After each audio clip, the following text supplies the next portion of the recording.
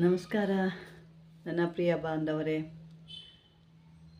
ನಮ್ಮ ಪದ್ಮಾವತಿ ಚಾನಲ್ಗೆ ಸ್ವಾಗತ. ಅದೇ ರೀತಿ ನಮ್ಮ ಒಡಂಬಾಳ ಪದ್ಮಾವತಿಗೆ ನಮಸ್ಕಾರ ಅಂತ ಹೇಳ್ತಾ ಬನ್ನಿ, ಇವತ್ತು ನಾವು ವಿಡಿಯೋದಲ್ಲಿ ಏನು ನೋಡ್ತಾ ಇದ್ದೀವಿ ಅಂತ ನೋಡೋಣ. ಯಾವ್ದು ಮಾಡ್ತಾಯಿದ್ವಿ, ಏನು ಉಪಯೋಗ ಬರುತ್ತೆ ಅಂತಂದ್ಬಿಟ್ಟು. ಬಾಂಧವರು, ಇವತ್ತು ನನ್ನಲ್ಲಿ ಕೊಟ್ಟಿರೋದು ಒಂದು ಮಂತ್ರ. ಯಾರು ಗಂಡನ ಕಂಡ್ರೆ ಒಂದು ಇಷ್ಟಪಡದೆ ಬೇರೆ ಒಂದು ಮನುಷ್ಯನ ಜೊತೆ ಸಂಬಂಧ ಇಟ್ಕೊಂಡು ಬೇರೆ ರೀತಿಲಿ ವರ್ತಿಸ್ತಾರೋ, ಗಂಡನಿಗೆ ಮರ್ಯಾದೆ ಇಲ್ಲದೆ ಅಸಡ್ಡೆಯಾಗಿ ಮಾತಾಡಿ ಅವ್ರನ್ನ ಕೀಳಾಗಿ ಮಾತಾಡೋದು, ಬಾಯಿಗೆ ಬಂದಂಗೆ ಬೈಯೋದು, ಬೇರೆಯವ್ರ ಜೊತೇಲಿ ಒಂದು ಸಂಬಂಧನ ಇಟ್ಕೊಳ್ಳೋ ಅಂಥದ್ದು, ಇಂಥದ್ದೆಲ್ಲ ಆ ಒಂದು ಗಂಡ ಅನ್ನೋ ಪ್ರಾಣಿಗೆ ಒಂದು ಪ್ರಾಣಿ ರೀತಿಯೇ ಅವರು ಒಂದು ರೀತಿ ಟ್ರೀಟ್ ಮಾಡ್ತಾ ಇರ್ತಾರೆ. ಅಂದರೆ ಆ ರೀತಿಯೇ ಒಂದು ನೋಡ್ಕೊಳ್ತಾ ಇರ್ತಾರೆ. ಅಂಥ ಹೆಂಡತಿನ ಯಾವ ರೀತಿ ನೀವು ಕಂಟ್ರೋಲ್ ತೊಗೋಬೋದು? ಏಕೆಂದರೆ ಅದೇ ರೀತಿ ಹೋದರೆ ಆಗಲ್ಲ. ಪಾಪ ಅವ್ರ ಸಂಸಾರಗಳು ಒಡೆದೋಗುತ್ತೆ. ಸಾಕಷ್ಟು ಜನ ಪಾಪ ಕೇಳ್ತಾರೆ, ಈ ಥರ ನಮಗೆ ಮರ್ಯಾದೆ ಇಲ್ಲಮ್ಮ, ಈ ಥರ ನಾವೇ ಅವ್ರಿಗೆ ಎದ್ರುಕೊಂಡು ಹೋಗ್ತಿದ್ವಿ ಅಂತೆಲ್ಲ ಸಾಕಷ್ಟು ಇರ್ತವೆ. ಯಾಕೆ ಕಳೆದ ವಿಡಿಯೋದಲ್ಲಿ ಹೇಳ್ತಾ ಇದ್ದೆ, ಮತ್ತು ಅದೇ ವಿಡಿಯೋದಲ್ಲಿ ಹೇಳೋಕ್ಕಾಗಲ್ಲ. ಯಾಕೆಂದರೆ ಒಂದಾಗಲಿಲ್ಲ ಅಂದರೆ ಮತ್ತೊಂದು ಪ್ರಯತ್ನ ಪಡಿ, ಮತ್ತೊಂದಾಗಲಿಲ್ಲ ಅಂದರೆ ಮಗದೊಂದು ಪ್ರಯತ್ನ ಮಾಡಿ. ಈ ರೀತಿ ನಿಮಗೆ ಯಾವುದು ಆಗುತ್ತೋ ಆ ರೀತಿ ನಾನು ಈ ರೀತಿ ಹೆಂಡತಿ ಗಂಡಂದು ಈ ರೀತಿ ಒಂದ್ಬರದೇ ಕೊಡ್ತಾ ಇಲ್ಲ, ಸಾಕಷ್ಟು ನಾನು ಕೊಡ್ತಾ ಹೋಗ್ತೀನಿ. ಅದರಲ್ಲಿ ನಿಮ್ಗೆ ಯಾವುದು ಪ್ರಯೋಗ ಮಾಡ್ತಿರೋ ಯಾವುದೋ ಒಂದು ಹಾಗೆ ಆಗುತ್ತೆ, ಆಗಲ್ಲ ಅಂತ ಅನ್ನೋದಿಲ್ಲ, ಯಾವ್ದಾದ್ರು ಒಂದು ಆಗುತ್ತೆ. ಪ್ರಯತ್ನ ಪಡ್ತಾ ಇರಿ. ಪ್ರಯತ್ನ ಪಡೋದ್ರಲ್ಲಿ ಏನೂ ಇಲ್ಲ. ಯಾಕೆಂದರೆ ಹಣ ಇಲ್ಲ, ಕಾಸಿಲ್ಲ, ಇದಕ್ಕೇನಾರಿಗೋ ಖರ್ಚಾಗಿ ವೇಸ್ಟಾಗಿ ಹೋಗುತ್ತಲ್ಲಪ್ಪ, ದುಡ್ಡು ನಾನು ಎಲ್ಲಿ ತರಲಿ, ನಾನು ಸಾಲ ಮಾಡಬೇಕಾ ಅನ್ನೋದೇನೂ ಇಲ್ಲ. ನಿಮ್ಮ ಮೇಲೆ ಇದ್ಕೊಂಡು ನೀವು ಮಾಡೋ ಅಂಥದ್ದು. ಇದನ್ನು ಕೆಲವರು ಇದನ್ನು ಬೇರೆ ರೀತಿಲಿ ಕೂಡ ಮಾಡ್ಕೊಳ್ತಾರೆ. ಹಾಗಾಗಿ ಇದನ್ನು ಯಾವ ರೀತಿ ಮಾಡೋದು ಅಂತ ನೋಡ್ಕೊಳ್ಳೋಣ ಬನ್ನಿ. ಈ ಮಾಡೋ ಒಂದು ಮೊದಲು ವಿಧಾನ ನೋಡ್ಕೊಳ್ಳೋಣ. ಈ ಒಂದು ಮಂತ್ರನ ನೀವು ಸಿದ್ಧಿ ಮಾಡಬೇಕಾದ್ರೆ ಇದಕ್ಕೆ ಯಾವುದಾದ್ರೂ ಒಂದು ಹಳ್ಳ ಥರನೋ ನೀರು ಥರದ್ದೋ ಒಂದು ಜಾಗದಲ್ಲಿ ನೀವು ನೋಡ್ಕೋಬೇಕು. ನೋಡಿಕೊಂಡು ಅಲ್ಲಿ ಒಂದು ರಂಗೋಲಿ ಪುಡಿ, ಒಂದು ಜಾಗನ ಶುದ್ಧಿ ಮಾಡ್ಕೋಬೇಕು. ಮೊದಲು ಆ ಜಾಗ ನೀವು ಎಲ್ಲಿ ಕೂತ್ಕೊಳ್ತೀರಾ ಅನ್ನೋದು ಒಂದು ಜಾಗ ಸಿದ್ಧಿ ಮಾಡ್ಕೋಬೇಕು. ನೋಡಿಕೊಂಡು ಆ ಜಾಗದಲ್ಲಿ ಎಲ್ಲ ಒಂದು ಶುದ್ಧವಾಗಿ ಮಾಡಿಕೊಂಡು ಒಂದು ರಂಗೋಲಿನ ಹಾಕೋಬೇಕು. ಒಂದು ರಂಗೋಲಿ ಒಂದು ದೊಡ್ಡದಾಗಿ ಇರಬೇಕು. ಆ ರಂಗೋಲಿನ ಹಾಕ್ಕೊಂಡು ಅದರೊಳಗೆ ಆ ರಂಗೋಲಿಯೊಳಗೆ ಕುಂಕುಮ, ಅರಿಶಿಣ ಇವೆಲ್ಲ ಹಾಕಬೇಕು. ಹಾಕಿ ಅದರ ಮಧ್ಯದಲ್ಲಿ ಒಂದು ಕೇಸರಿ ಬಣ್ಣದ ರಂಗೋಲಿನ ಇನ್ನೊಂದು ಚಿಕ್ಕದಾಗಿ ಒಂದು ಹಾಕಬೇಕು. ಅದರ ಮಧ್ಯದಲ್ಲಿ ಅಕ್ಕಿ ಕಾಳುಗಳು ತೊಗೋಬೇಕು. ಸ್ವಲ್ಪ ಎಷ್ಟಾಗುತ್ತೋ ನಿಮಗೆ ಸ್ವಲ್ಪ ತೊಗೋಬೇಕು. ಅದೇನು ಇಡಿಗಟ್ಟಲೆ ಅಲ್ಲ, ಆ ಥರ ಎಲ್ಲ ಸ್ವಲ್ಪವಾಗಿ ನಾನು ಮುಂದೆ ಹೇಳ್ತೀನಿ, ಆವಾಗ ನಿಮ್ಗೆ ಅರ್ಥ ಆಗುತ್ತೆ. ಒಂದು ಸ್ವಲ್ಪ ಅಂದರೆ ಒಂದು 1/4 ಸ್ಪೂನ್ ಅಷ್ಟು ಆದರೂ ತೊಗೋಬೇಕು. ಅದಕ್ಕಿಂತ ಇನ್ನೂ ಕಮ್ಮಿ ತೊಗೊಂಡ್ರೂ ಪರವಾಗಿಲ್ಲ. ಅಷ್ಟು ಅಕ್ಕಿ ಕಾಳು ತೊಗೋಬೇಕು. ಅದರ ಮೇಲೆ ಒಂದು ತುಂಬಿದ ಒಂದು ಕಳಸ ಅಥವಾ ಬಿಂದೆ, ಒಂದು ಚೆಂಬುನ ನೀರು ತುಂಬಿ ಇದ್ರ ಮುಂದೆ ಇಡಬೇಕು. ಏನರ ಅಕ್ಕಿ ಇಕ್ಕಿರ್ತೀರ, ಇವೆಲ್ಲ ಇಕ್ತಿರಲ್ವ, ಅದರ ಮುಂದೆ ಒಂದು ಬಿಂದಿಗೆನ ಕಳಸದ ರೀತಿ, ಅಂದರೆ ಕಳಸ ಅಂದರೆ ಎಲೆ ಎಲ್ಲ ಇಡೋಂಗಿಲ್ಲ, ಸುಮ್ಮನೆ ಒಂದು ಬಿಂದಿಗೆಯಲ್ಲಿ ಒಂದು ಚಿಕ್ಕ ಒಂದು ತಂಬಿಗೆಯಲ್ಲಿ ನೀವು ನೀರನ್ನಿಟ್ಟು ಮುಂದೆ ಅದ್ರ ಮುಂದೆ ಯಾವುದಾದ್ರು ನಿಮ್ಮ ಹತ್ರ ಈ ಮನ್ಮಥನ ಫೋಟೋ ಅಂತ ಕೆಲವು ಕಡೆ ಸಿಗ್ತಾರೆ, ಅದು ಇದೇನಿಲ್ಲ ಅಂತಲ್ಲ, ನಿಮಗೆ ಬೇರೆ ಕಡೆ ಎಲ್ಲರೂ ಕೇಳಿದ್ರೆ ಸಿಗುತ್ತೆ. ಇದು ಈ ಮನ್ಮಥನ ಒಂದು ಫೋಟೋ ಇಟ್ಕೋಬೇಕು. ಇಟ್ಕೊಂಡು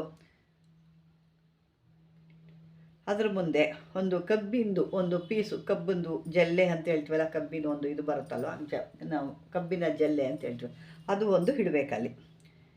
ಇಟ್ಟು ಆಮೇಲೆ ಇದಕ್ಕೊಂದು ಹಣ್ಣು ಕಾಯಿ ಮಾಮೂಲಿ ಗೊತ್ತಲ್ಲ, ಗಂಧ ಪುಷ್ಪ ಕುಂಕುಮ ಎಲ್ಲ ಹಚ್ಚಬೇಕು. ಆ ಫೋಟೋಗೆ ಕುಂಕುಮ ಎಲ್ಲ ಹಚ್ಬಿಟ್ಟು ಗಂಧ ಪುಷ್ಪ ಎಲ್ಲ ಹಚ್ಚಿ ಉದ್ಬತ್ತಿ ಹಚ್ಚಿ ಪೂಜೆ ಮಾಡಿ ಈ ಮಂತ್ರವನ್ನು ಜಪ ಮಾಡಿಕೆ ಕುಳಿತುಕೋಬೇಕು.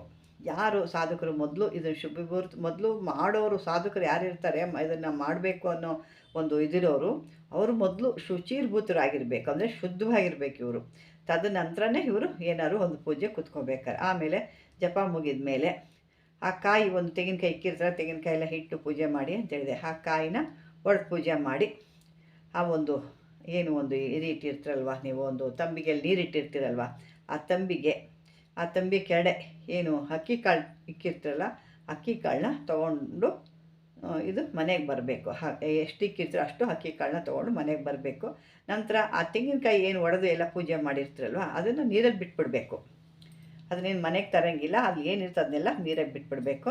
ಆಮೇಲೆ ಇದನ್ನು ಇನ್ನೊಂದು ದಿವಸ ಈ ಯಾವ್ದಾದ್ರು ಸೂರ್ಯಗ್ರಹಣ ಚಂದ್ರಗ್ರಹಣ ಯಾವುದೋ ಇಡೀ ಸಮಯದಲ್ಲಿ ಇದನ್ನು ಮಂತ್ರವನ್ನು 108 ಸಾರಿ ಜಪ ಮಾಡಿದ್ರೆ ಸಾಕು. ಬೇಕಾಗಿಲ್ಲ. ಅದು ರೆಡಿ ಮಾಡಬೇಕಾದ್ರೆ ಬರೀ 11 ಸಾರಿ ನೀವು ಆ ಅಕ್ಕಿ ಕಾಳು ಏನು ತೆಗ್ದಿಟ್ಕೊಂಡಿರ್ತೀರಲ್ವ ಆ ಅಕ್ಕಿ ಕಾಳಿಗೆ ಮಂತ್ರಿಸ್ಬೇಕು. ನೀವು ಮಂತ್ರಿಸ್ಬೇಕಾದ್ರೆ ಸುಮ್ಮನೆ ಮಂತ್ರ ಹೇಳ್ಕೊಂಡು ಮಾಡೋದಲ್ಲ, ಮೊದಲೇ ಸಿದ್ಧಿ ಮಾಡಿಟ್ಕೊಂಡಿರ್ತೀರ. ಹಾಗಾಗಿ ಈಗ ಮಂತ್ರಿಸ್ಬೇಕಾದ್ರೆ ಏನು ಮಾಡಬೇಕು, ಆ ಮಂತ್ರ ಜೊತೆಗೆ ಆ ಒಂದು ಹೆಂಡತಿ ಏನು ಗಂಡನ ಕಿರುಕುಳ ಕೊಡ್ತಾವಳ, ಅಥವಾ ಅವಳು ಗಂಡನಿಗೆ ಮರ್ಯಾದೆ ಇಲ್ಲದೆ ಮಾತಾಡ್ತಾಳ, ಅಥವಾ ಬೇರೆ ಒಂದು ಸಂಬಂಧದಲ್ಲಿ ಮುಳುಗಿದಾಳ, ಅವಳಿಗೆ ಸಂಸಾರದ ಮೇಲೆ ಜ್ಞಾನ ಇಲ್ವಾ, ಈ ರೀತಿ ಇರೋ ಅಂಥ ಅವಳ ಹೆಸರನ್ನ ಅದರಲ್ಲಿ ಸೇರಿಸ್ಕೋಬೇಕು. ಆ ಮಂತ್ರದೊಳಗೆ ಆ ಒಂದು ಹೆಂಡತಿ ಹೆಸರನ್ನು ಕೂಡ ಸೇರಿಸ್ಕೋಬೇಕಾಗತ್ತೆ. ಹೇಳಿಸ್ಕೊಂಡು ಹೆಂಡತಿ ನಿಮಗೆ ನಿಮ್ಮ ಜೊತೆಯಲ್ಲಿ ಸಂತೋಷವಾಗಿರಲ್ವೋ, ಅಥವಾ ಅವಳು ಸೇರಲ್ವೋ, ನಿಮ್ಮನ್ನು ಕಂಡ್ರೆ ಇಷ್ಟ ಇರೋದಿಲ್ವೋ ಅಂಥವಳ ಹೆಸರನ್ನ ಹೇಳ್ಕೊಳ್ತಾ ಇರಬೇಕು. ಹೇಳ್ಕೊಂಡು ಆ ಅಕ್ಕಿ ಕಾಳನ್ನ ಹೆಸರು ಹೇಳಿರ್ತಾರಲ್ವ ಹೆಸರು ಹಾಗೂ ಮತ್ತು ಆ ಅಕ್ಕಿ ಕಾಳು ಎರಡನ್ನೂ ಸೇರಿಸಿ ಒಂದು ತಾಯ್ತ ತೊಗೋಬೇಕು. ಅದು ಯಾವ್ದಾದ್ರು ಆಗಲಿ, ನಿಮಗೆ ಬೆಳ್ಳಿದು ಬೇಕಾ ಅಥವಾ ತಾಮ್ರದ ಬೇಕಾ, ಯಾವ್ದಾದ್ರು ಒಂದು ತೊಗೊಳ್ಳಿ, ಅದರಲ್ಲಿ ಇದೆ ಅಂತ ಏನಿಲ್ಲ, ಅದನ್ನು ತೊಗೊಂಡು ಆ ಅಕ್ಕಿ ಕಾಳನ್ನ ಅದರೊಳಗಡೆ ತುಂಬಿಟ್ಟು ಅದು ತಾಯ್ತದ ರೂಪದಲ್ಲಿ ಅದಕ್ಕೆ ಏನು ನೀರೆಲ್ಲ ಹೋಗ್ತಿರೋದು ರೀತಿ ಅದಕ್ಕೆ ಆ ಮೇಣ ಅಂತ ಬರುತ್ತೆ, ಆ ಮೇಣ ಎಲ್ಲ ತುಂಬಿಟ್ಟು ಆ ಮುಚ್ಚಳ ಹಾಕಿದ್ರೆ ಆವಾಗ ನೀರು ಏನು ಒಳಗಡೆ ಹೋಗಿ ಸೇರೋದಿಲ್ಲ. ಆವಾಗ ಇದನ್ನು ಎಲ್ಲ ಪೂಜೆ ಮಾಡಿ ಎಲ್ಲ ಆದಮೇಲೆ ಅದನ್ನು ನೀವು ನಿಮ್ಮ ಮನೆ ದೇವ್ರನ್ನ ನೆನೆಸ್ಕೋಬೇಕು. ಈ ರೀತಿ ನನ್ನ ಗಂಡ, ನನ್ನ ಹೆಂಡತಿ ನನ್ನ ಜೊತೆ ಸಂಸಾರ ನನ್ನ ಜೊತೆ ಚೆನ್ನಾಗಿರಬೇಕು ಅಂತ ಕೇಳ್ಕೊಂಡವರು ಆ ಒಂದು ಯಂತ್ರನ ಅವರು ಆ ಒಂದು ತೋಳಿಗೆ ಅಂದರೆ ತೋಳಿಗಾಗಲಿ ಅಥವಾ ಕತ್ತಿಗಾಗಲಿ ಧಾರಣೆ ಮಾಡಿದ್ರೆ ಆ ಹೆಂಡತಿ ಅನ್ನೋಳು ಸ್ವಲ್ಪ ದಿಸ್ತಾಳೆ, ಗಂಡನ ಮರ್ಯಾದೆ ಕೊಡ್ತಾಳೆ, ಗಂಡನ ಹೇಳ್ದಂಗೆ ಕೇಳ್ತಾಳೆ. ಅವಳಿಗೆ ಯಾವುದೇ ರೀತಿ ಸಂಬಂಧ ಇಟ್ಕೊಂಡ್ರು ಬಿಟ್ಟು ಅಯ್ಯೋ ನನ್ನ ಸಂಸಾರ ನನ್ನ ಗಂಡ ಅನ್ನೋದು ಅವಳಿಗೆ ಬರುತ್ತೇವೆ ಬಾಂಧವರೇ. ಯಾಕೆ ಅಂತಂದರೆ ಸಾಕಷ್ಟು ಇದು ಭಾಳನೇ ಇದೆ, ಈ ಒಂದು ಸ್ವಲ್ಪ ಅಂತಲ್ಲ, ಎಷ್ಟು ಅಂತ ಹೇಳೋಕ್ಕಲ್ಲ, ಅಷ್ಟು ಬರೀ ಇದ್ದಾರೆ.